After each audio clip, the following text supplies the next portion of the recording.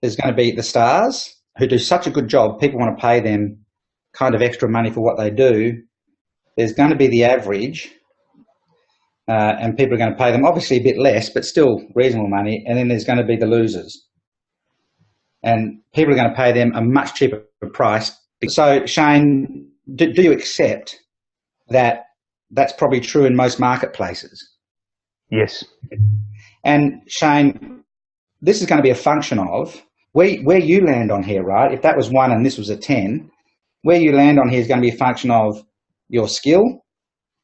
In other words, how much of what we teach you learn, your will, how much of what we teach you actually apply, and the circumstances, how good the systems are in your business and how good our systems are to support you, right? Yep. Is that a fair assumption that where you land on that will depend on those three things? Yes. So what's your intention? Whichever franchise you buy, whether it's a Jim's Mowing franchise from me or Jim's franchise from me or franchise from somebody else, what's your intention? Now, obviously with the circumstances, we have to support that, and we're going to support that at 9s and 10s.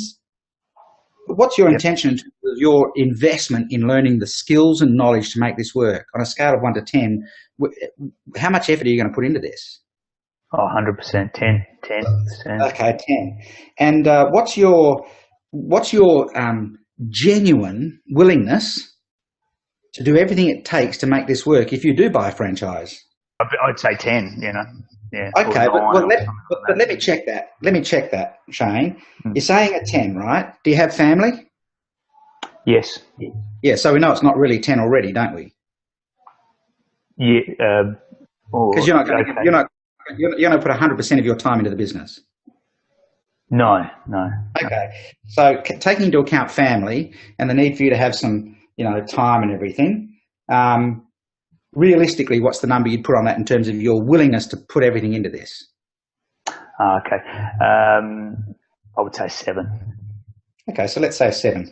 Now, your intention over here with skill is to give it everything you've got to learn what you need to learn, right? Yes. And we know we're going to support you with really well-structured systems and methodologies.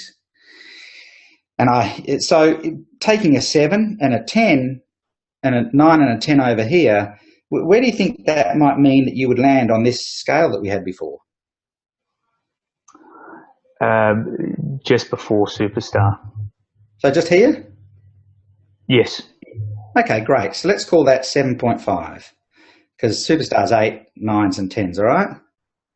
Yep. So Shane, the true hourly rate that a 7.5 franchise owner typically gets is X number of hours, all up, including taking calls to book in work and everything else, for X amount of dollars per week, fortnight, month, or whatever. And if you took someone who fitted that profile, Shane, I'm just stepping out of role here, could you establish that number? Yes, it's got a number in my head already, yeah. Yeah. So the typical number of hours spent, so in fact, Shane, the true hourly rate for that person is X. Now let's talk about what the true hourly rate is for you in your current role. And that's going to be Y. Would that typically be less than X? Oh, yeah, by far. Okay. So Shane, the most important thing to me here is your time. The measure that I use is your time to money ratio.